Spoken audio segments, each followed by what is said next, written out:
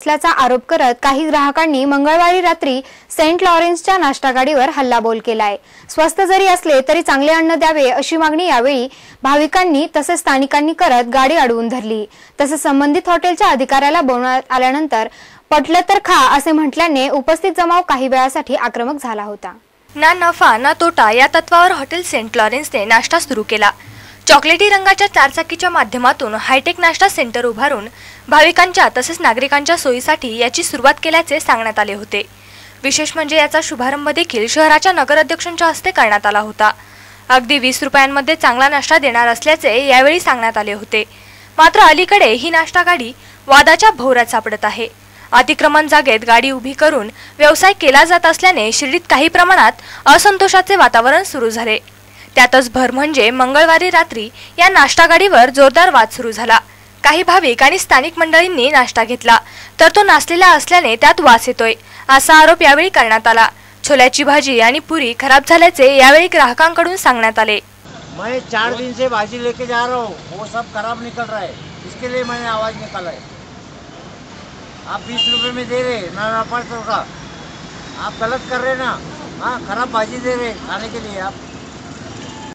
मला बटाट्याची भाजी आणि पुऱ्या दिल्या, 6 पुऱ्या बटाट्याची भाजी दिली। ते बटाट्याची भाजी माझी एवढी सांडली। त्याच्यानंतर मला तिने चण्याची भाजी दिली, तर चण्याची भाजी वास मारीत होती। पुऱ्या एकाला एक टाकलेल्या होत्या, त्या सुद्धा आहे ना अशा वल्ल्या चिपचिप झाल्या, तर त्या सुद्धा वास मारीत होत्या।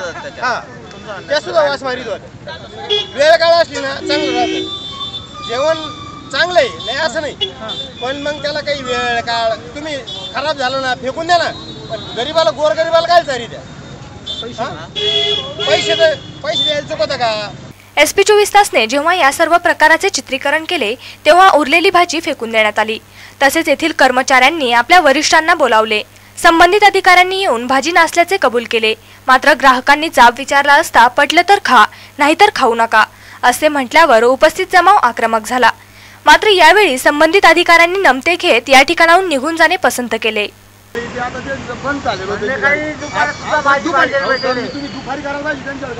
आता दुपारपासून आता करून काय फायदा आहे का? विचारा बरं, काल म्हणलो लोकांनी मी त्याला तुम्ही फायदा काय म्हणते?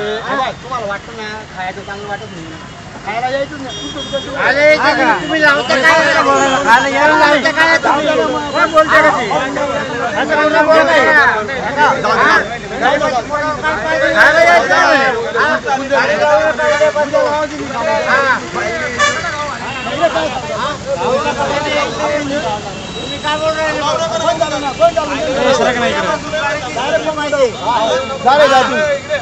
आमचा काय रोल आहे बाबा?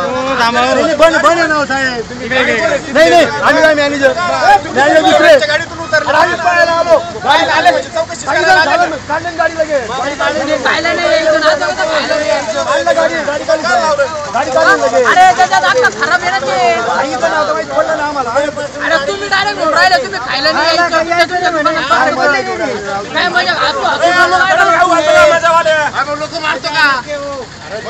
मला दुसऱ्याला दादा आम्ही पळायला आलो, आम्ही विटवायला आलो इथं।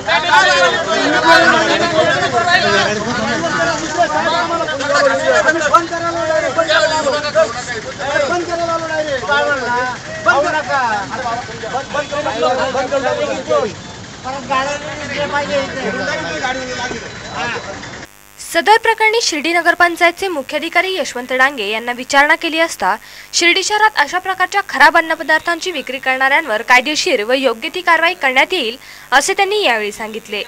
याबाबत मला कोणती कल्पना नाही आणि या आपण सांगितल्याप्रमाणे त्या गाडीला आपण कोणत्याही प्रकारची नगर परिषदेने परवानगी दिलेली नाही, ते परस्पर लावले जाते। आपण त्यांना त्या ठिकाणी न लावण्याबाबत तसं त्यांना आपण कळू। आपल्याकडून मला समजतं की या नगरपालिकेच्या मालकीच्या शिर्डी छत्रपती शिवाजी महाराज संकुलासमोर सेंट लॉरेन्सची गाडी लावली जाते।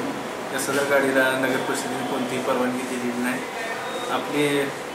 आपलं निवेदन विचारात घेऊन त्या गाडीवर आपण कारवाई करू। शिर्डी ही साईबाबांची नगरी असून या ठिकाणी नेहमीच भाविकांची गर्दी असते। हॉटेल सेंट लॉरेन्सने सुरू केलेला उपक्रम हा जरी कौतुकास्पद असला तरी अन्न चांगले आणि पोषक द्यावे, जेणेकरून हॉटेल आणि शिर्डीची प्रतिमा साई भक्तांच्या नजरेत मलिन होणार नाही। महत्त्वाचे म्हणजे ही गाडी अतिक्रमण करून उभी राहते, त्याचबरोबर शिर्डी नगरपंचायतच्या ज्या अतिक्रमण हटाव पथकाच्या वाहनाला व्यावसायिक घाबरून आपल्या सामानासह पळ काढतात, तेच वाहन आता नाश्ता गाडीचे संरक्षण करते. असेच काहीसे चित्र सध्या दिसून येत आहे. नेमकं अतिक्रमण कारवाई ही फक्त रस्त्याच्या कडेला फुटपाथवर पोट भरणाऱ्या नागरिकांसाठीच आहे का, असा प्रश्न उपस्थित केला जातोय. सध्या या नाश्ता गाडीवर नगरपंचायत एवढे मेहरबान का झाले, असा सवाल साईनगरीत उपस्थित केला जातोय. ब्युरो रिपोर्ट, SP24 तास शिर्डी. शेवटी जाता जाता पुन्हा एकदा एक नजर ठळक घडामोडींवर. शिळे आणि नसलेले अन्न देत असल्याचा